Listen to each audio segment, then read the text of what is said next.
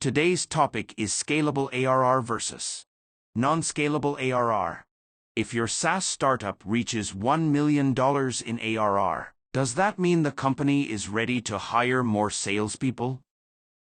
Should this company invest more in marketing programs?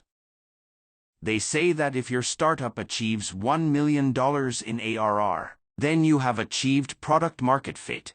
This means you have solved the most difficult riddle of any startup journey: whom to sell to, what to sell, and how to sell consistently. While this thumb rule is true for most situations, it has one critical condition that many overlook: the revenue must come from the same customer segment. So, if your revenue doesn't meet this condition, then you have not yet achieved product market fit.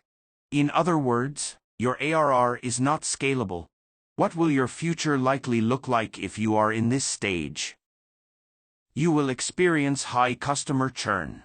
You will have a bloated product roadmap as you will be building your startup for different segments at the same time.